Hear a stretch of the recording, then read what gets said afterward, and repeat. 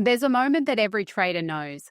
It's that 2:47 a.m. wake-up call when your phone buzzes with a price alert that you never wanted to see. Your portfolio is bleeding red, the charts look like modern art gone wrong, your confidence is somewhere between rock bottom and maybe mum was right about that accounting degree. But here's what nobody tells you about those sleepless nights. They're not accidents, they're designed. They're orchestrated. While you're panicking at 3 a.m., someone else is positioning for the trade that will define their entire month. Now, what if I told you that 80% of the time, the biggest move of any given month happens within the first 12 days of that month? Not by coincidence, not by luck, by pattern. And what if I told you there's a way to catch it almost every single time? If you're new here, welcome to Trade Travel Chill. I'm Annie, and yes, I started trading because I thought I'd become rich overnight and retire in Bali by 25. Spoiler alert. That's not exactly how it worked out, and I no longer understand the definition of this word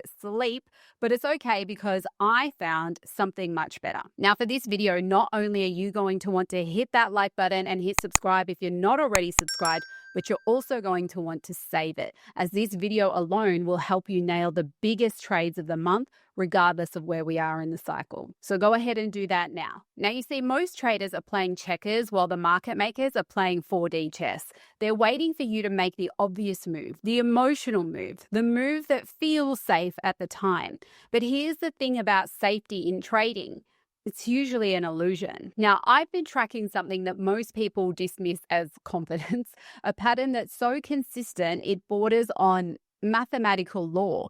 And today I'm going to show you exactly how to use it. Because September just started and August closed bearish, and if history is any indication, we're about to witness the best setup of the month. And by the end of this video, you're going to understand why the first 12 days of every month aren't just days on a calendar. They're your trading edge, served to you on a silver platter. So let me start with a statistic that will change how you view every single month from now on. Statistics say that Bitcoin sets its monthly high or low within the first 12 days of the month, 80% of the time. Not the middle of the month when everyone's paying attention, not at month end when options expire, but within the first 12 days of the month.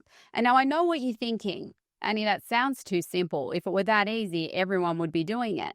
And that, my friend, is exactly why it works. Let me show you the data. I pulled 12 months of Bitcoin analysis. And what you're looking at on my chart is the first of every single month. All of these blue dotted lines are the first day of the month. The red and the green lines marked where the pivot high or pivot low happened within that month. This is going back from September 2024 until the end of August. And if the line is green, it means that either the month's low or the month's high was put in within the first 12 days of the month, and the red is not within the first 12 days of the current month. So here what you can see is that in September, October, and November of 2024, the month's low was actually put in within the first 12 days. In December and January, it didn't fit that rule. Then moving on into February, March, and April, either those months' high or low was put in within the first 12 days. And the same goes for May, June, and July of 2025. The month that just closed, being August 2025, the high was put in on the 14th, so 2 days outside of that window. So over a 12-month period, 9 out of the 12 months held true for that pattern, which is about a 75% rate. Now, I pay attention to trading strategies when they're back tested over time with a higher than 75% success rate. That's kind of the minimum, because we know that no strategy is correct 100% of the time, but 75% gives you a very good chance of making money as a trader long term, providing you follow the rules of that strategy, that is. But here's where it gets interesting. I didn't just stop at 12 months. I went deeper. I went back through 34 months of back testing, basically all the way to the bottom of the last bear market. And out of all this, you want to know the result? It was a 76.5% success rate. Now, I know what some of you are probably thinking. Where is this extended data? Don't worry, I have you covered. All of this detailed analysis is waiting for you inside of our private Discord community. Actually, speaking of community, Weeks is doing something pretty incredible for new traders right now. They're literally paying for your first month's membership to join us at TTC. Here's how it works. First, you join Weeks using the link in the description of this video. That link actually gets you VIP2 trading status, which is already a 25% discount on your trading fees for life. So that's already a perk on its own. But following that, if you decide to also join TTC with a first class membership, Weeks will apply 160 USDT bonus to your account. And that is equal to a first month fee. Now, you don't need to deposit anything, and you can actually test out both Weeks and our trading setups using that bonus instead of risking your own money. But this offer expires on the 14th of September, so make sure you grab a TTC membership before then. And once you're in, you'll get detailed instructions on claiming the bonus via email. So definitely keep an eye out for that. In addition to that, we also have a community-only trading competition running at the moment with Weeks, so you can also participate in this for even more rewards. All of the details on how to get involved is linked below this video. So let's dive deeper into this pattern, because there's another layer that most people will completely ignore. Now, this next part might sound like I've been reading too many astrology blogs, but bear with me because the numbers don't lie. There is another statistic that floats around in trading circles, and that talks about the moon cycles. So full moons mark local bottoms and new moons mark local tops. And this holds true around about 80% of the time when backtested. But here's the catch. You need to allow for plus or minus 3 days of that cycle. So naturally, I decided to test this, and I thought to myself, what if we could combine the moon cycles with our 12-day rule? What if we could actually narrow down the exact days when these monthly pivots are most likely to occur? So let me walk you through what I found over the last 12 months. Now, what you're seeing on my chart here is the yellow moons are where the full moon was, and the dark moons, which are a bit difficult to see, that's the new moon. If you want to add this to your chart, you can do that by going to the indicator and typing in market session times by trade travel chill. Then inside of the settings there, you'll see that there is the option to tick off or on the moon cycle. So if you want to use them, you would tick it on. If you don't want them on your chart, you could tick that off. Now, the question that I asked myself when trying to line up this data was, did the new or the full moon date line up around the month's pivot high or low within a plus or minus 3 day period, but also with the pivot being within the first 12 days of the month? Now, like I said to you earlier, the full moon and the new moon generally mark the local top or bottom. It's not in relation to the monthly top or bottom. So that's an important distinction. So what I'm trying to do is not find the local top or bottom. That's fairly accurate.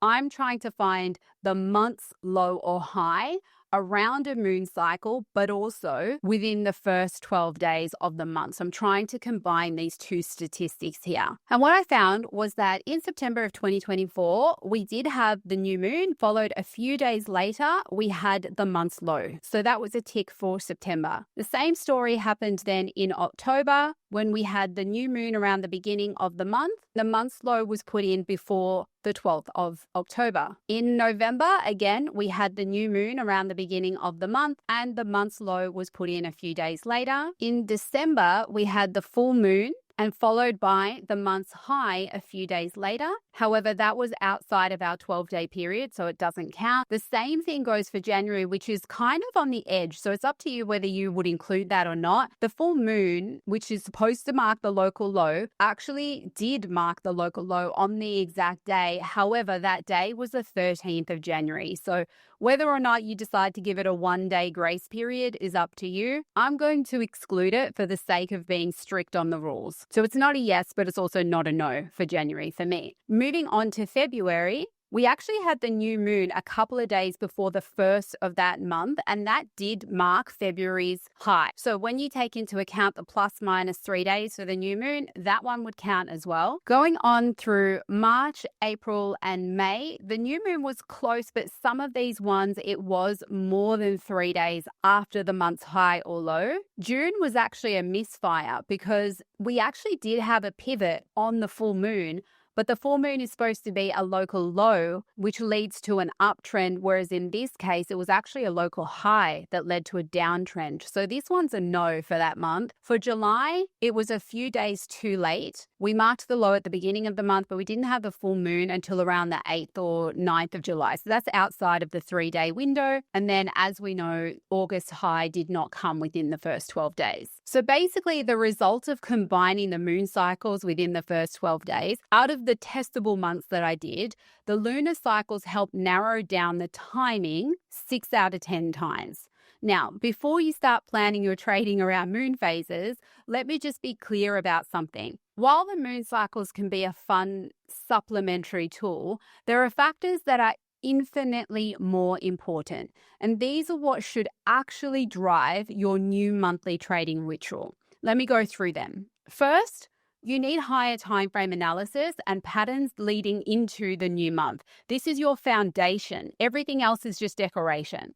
Second, you need to expect volatility. This isn't a bug, it's a feature. The market makers are setting the traps, shaking out weak hands before they make the real move. Then third, you need to mark out your major liquidity levels. And then you wait to see if the price spikes in there. Because whilst the market maker is trapping traders, he's also taking that liquidity before he can make the next big move.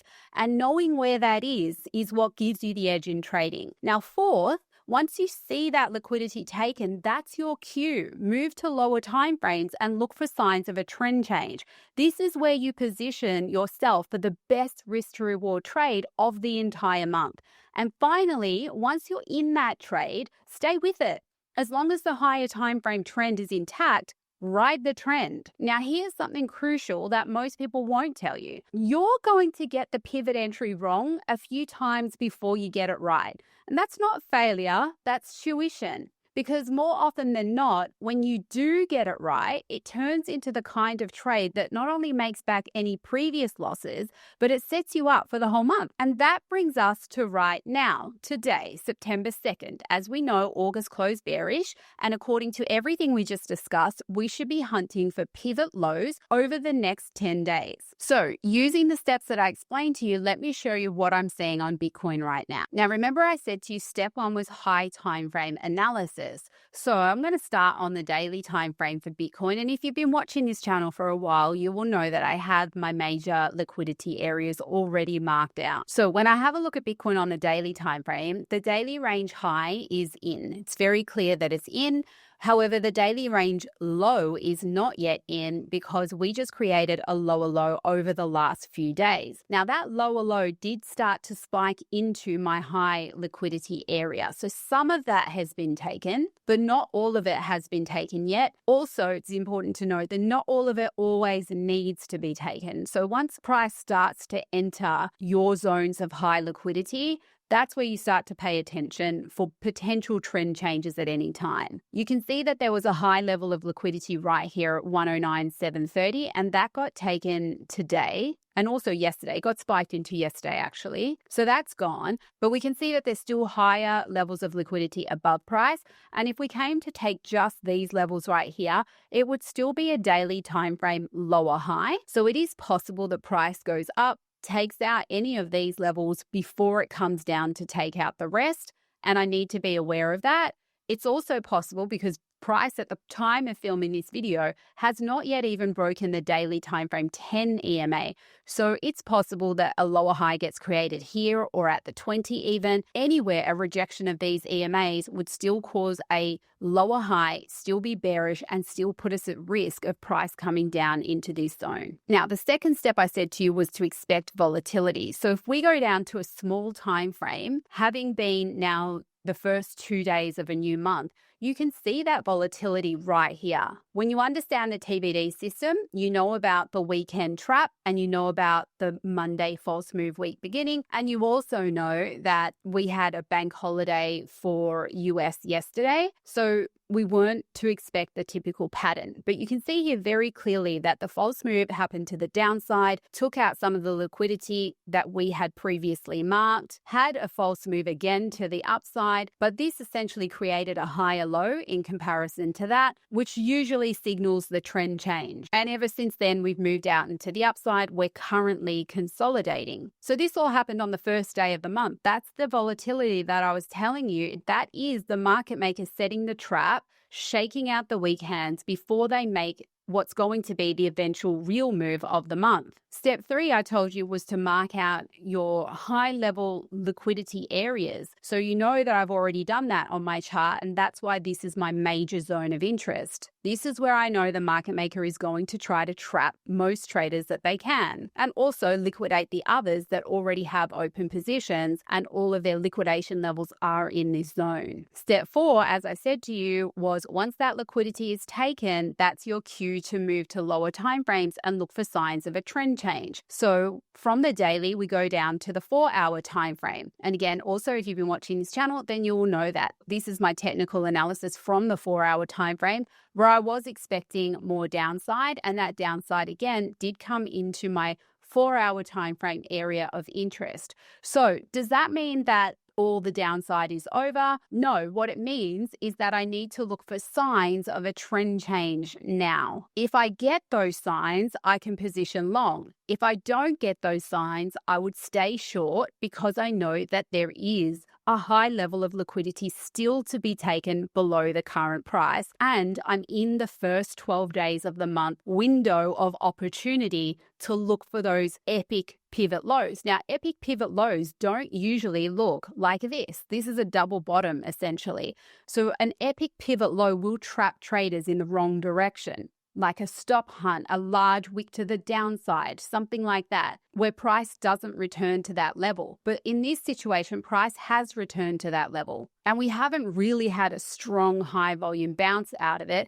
We had one attempt, but we don't really have follow through. So at this point in time, you need to remain neutral, waiting for more evidence. And that again means you go down to a lower time frame. So on the 1-hour time frame, the only positives about this price action is that we've now had 3 hits to the low of the week. When you understand the TBD system, that's a pretty significant thing to mark out. So 3 hits to the low of the week across different days and across different sessions is very often a reversal signal. And so it is possible that this is the sign that the pivot low for September may be in, but it's not confirmed yet. How will it get confirmed? When a lower time frame, like a 1 hour or a 15-minute even, creates a higher low. As long as we get that higher low, we would assume that for now, we're going to have some recovery. Now, does that mean that that's going to be the low of September? Not yet, because we had such a big move down and we have these liquidity levels here. It's very possible that something like this happens, where this was 3 hits to the low of the week. We've had the first move out. Ideally, to get confidence, we want to see the 50 EMA break with volume, and that didn't happen. So that's why you need to remain cautious right now. But let's just say this was a level 1. You would expect more levels. So the next level could come and take this liquidity,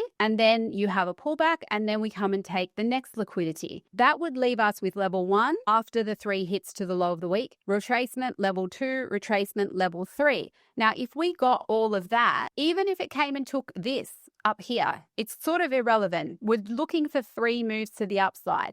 But even if it came and did all of that on the 1-hour time frame, when you zoom out to a higher time frame, like the daily, you would see that that move would still create a daily time frame lower high. And if it couldn't get any higher than that, this liquidity is still at risk. So therefore, you have to draw the conclusion that the liquidity that is available for the start of September has not yet been taken, is still at risk. If we end up on that 80% success side, it will get taken within the first 12 days. Again, it's only 80% successful. It is possible that it doesn't get taken within the first 12 days. But for the best trade, that's what you're going to be looking for. So what does that mean? If you're seeing this reversal signal, but you know that that may still be bearish on a higher time frame, do you take the chance on it? Yes, you do. Because what if it doesn't come for this liquidity? At the end of the day, once that confirmation is in of this high higher low, you could take the long position for the next few levels,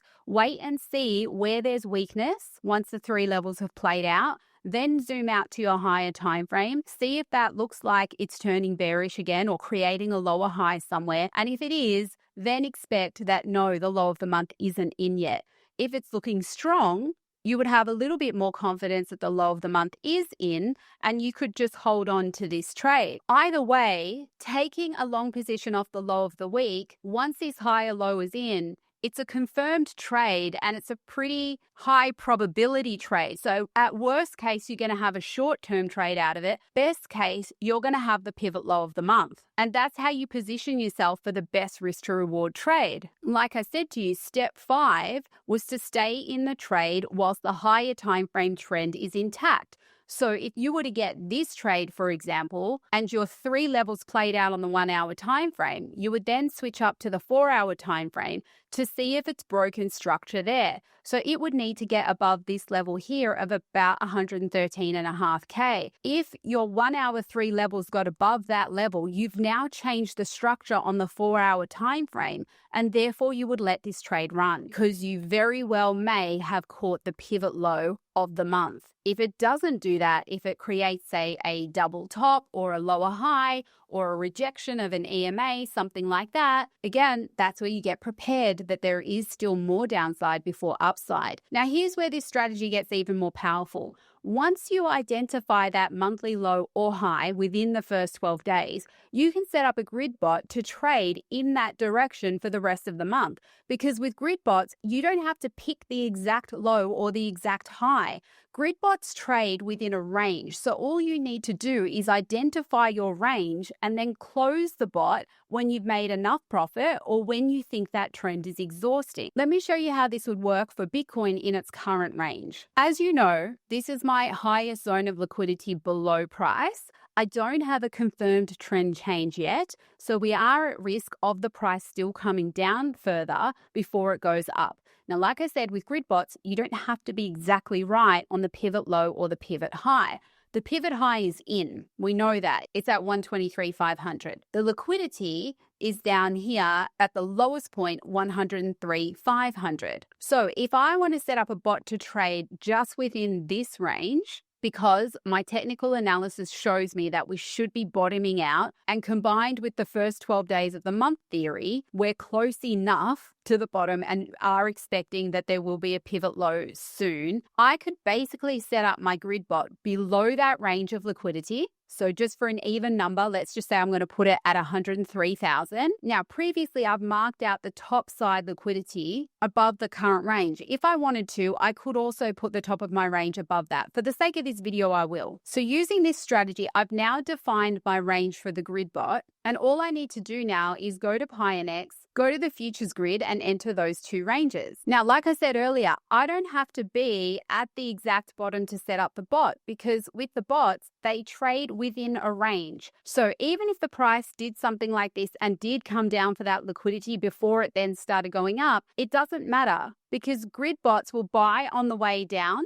and then sell on the way up, and that's how they make your profit. Whereas with trading, you do have to get the pivot low correct and the pivot high, or you have to wait for a confirmed trend change. With this, it will buy down even if we go lower, it will buy down until my defined range and it will sell on the way up because I'm opening a long bot. Obviously, that is the opposite way if I'm opening a short bot. So I don't mind opening it even now, knowing where that liquidity is. As long as I'm fairly close to the bottom of the range, I'm giving it a lot of room to sell on the way up. So I've defined my range, and then for the perfect quantity, you want to see your profit grid at about 0.15. When I just punch in 200, it's too much. So I just play around with the number until I see that say closer to 0.14. At 110 grids, my profit grid fee deducted is 0.16 to 0.21. That's perfect. And then I can just decide my investment amount. And once I've put that in, I need to pay attention to the estimated liquidation price. I want that to be very very far from my lower range because I don't want to open the chance of getting liquidated at all. So I'm on a 3x leverage, and that puts my liquidation at 63.5K. That means I can probably afford a bit higher leverage. So I'm just going to change that to 5x. That takes it now to 78. It's still very far away from my lower range. Let's try a 7x. I don't tend to go higher than 7x leverage. That puts it at 86. Now that means that even though I've put $2,000 on this bot, the actual investment after that leverage is $10,000. So I'm happy with that. And I can just go ahead and create that bot now, and I don't have to worry about picking the bottom of the range. The bot is set up and it's doing its job immediately. Now, look, there's a lot more you need to know about GridBots than what I just showed you just there. So if you do want to learn how to create GridBots yourself, I do have something that will help. You can get access to my complete GridBot trading course by joining Pionex through the link in the description of this video. Once you've done that, you just fund your account with a minimum of 250 USDT, which is yours to use on creating bots. And then you can come to this website, which is also linked down below, and you can click on Get Started, enter your details, and you will unlock access immediately. Now, if you already know how to use GridBots and you don't need the education, you also do have an option to just simply copy my existing bots if you prefer. And all of that is linked in the description of my videos. You can see down here, these steps give you the instruction to unlock the course that I just showed you. And these instructions right here give you access to copy my bot. But just keep in mind, the bots that I have available are long-term bots that aren't necessarily following the exact strategy that I just showed you today. So you can definitely create your own bots. If you need the education, it's there. If you don't, you can go straight in and do it. And the added bonus that you have right now with Pionex is that if you do join them using the link in the description of this video, you can claim a 1,000 USDT bonus. If you're happy to KYC, you can get a 50 USDT futures grid bonus. Otherwise, you can get a deposit bonus. So a 100 USDT deposit gets you 100 bonus, and you're able to use that bonus to trial the bots before using your own money. This goes all the way up to a 10,000 USDT deposit, gets you 1,000 USDT. Those deposits are usually given within 24 hours after your deposit is made, but do allow for 72 hours as they are distributed on Tuesdays and Fridays. In addition to that, there is also a trading reward as well that you can apply for. So like I said to you earlier, this is one of those videos that you're going to want to save, study it, and come back to it often because this pattern doesn't care where we are in the cycle. Whether it's a bull market, a bear market, a crab market, the first 12 days rule remains fairly consistent. And right now, being September 2nd, with August closing bearish, we're in prime hunting season for those pivot lows. When we see them, when that market structure shifts on the lower time frames, that's when we need to position ourselves long. And the beautiful thing about understanding these patterns is that you're no longer guessing and you're no longer just hoping. You can position yourself based on probability, based on data, and based on the market's own rhythm. So it's September 2nd now. The next 10 days could define your entire September. If the setup is there and if the pattern is clear, the only question is whether you'll be ready when it happens. Because when that pivot comes, and trust me, it'll come, we're going to be making some money.